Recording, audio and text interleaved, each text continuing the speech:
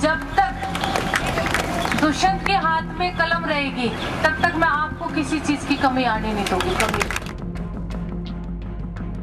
ये है बाढड़ा से जेजेपी विधायिका नैना चौटाला, जिन्होंने आज गांव द्वारिका में भरे मंच से ऐलान करते हुए कहा है कि जब तक उनके बेटे दुष्यंत चौटाला के हाथों में कलम है तब तक बाढड़ा की जनता को कोई कमी नहीं आने देंगी। जी हां, दरअसल नैना चौटाला हलके में विभिन्न विकास योजनाओं का लोकार्पण करने पहुंची थीं, जिसके बाद गांव द्वारिका में उन्होंने एक जनसभा को संबोधित किया और इस दौरान उन्होंने न केवल चुनाव में जीत के लिए जनता का धन्यवाद किया बल्कि जनता से बड़ा वादा भी कर गईं।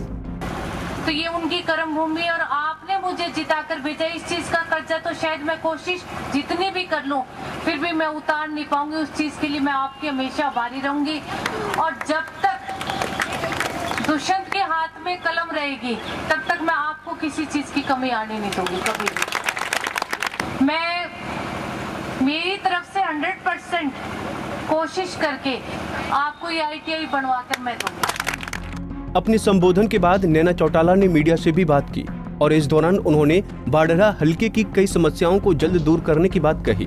उन्होंने कहा कि वो जनता की सारी मांगें पूरी करेंगी और किसानों को कपास की बर्बाद फसल के लिए 50 से 70% तक का मुआवजा भी दिलवाएंगी।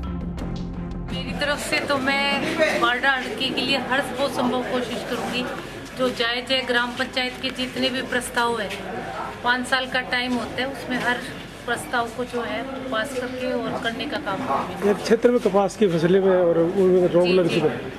कपास की फसल की गिरदावरी होके और 50 से 70% का मुआवजा किसानों को मिलेगा। पीपले में किसानों की रैली थी, सरकार ने धारा की जुम्मन लगा दी, कई किसानों को गिरफ्तार भी कर लिया गया है, तो ऐसे में क्या प्रतिक्रिया आप?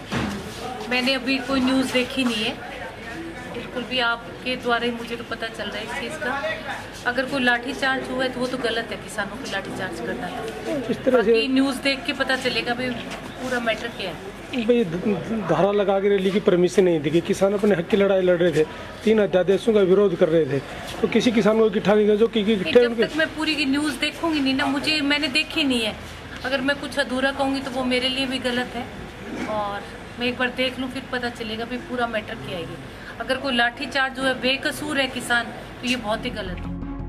जैसा कि आपने सुना, किसानों पर हुए लाठीचार्ज पर नैना चौटाला कुछ भी बोलना नहीं चाहती। उनका कहना है कि अभी इसके बारे में उन्हें कोई जानकारी नहीं है। ऐसे में अगर वो कुछ आधा अधूरा बोलेंगी तो उनके लिए गलत होगा। हालांकि बार बार पूछने पर अंत में नैना चौटाला ने इतना जरूर कहा कि अगर किसान बेकसूर थे तो उन पर लाठियां भांजना सरासर गलत है। दादरी से नरेंद्र कुमार, पंजाब केसरी टीवी।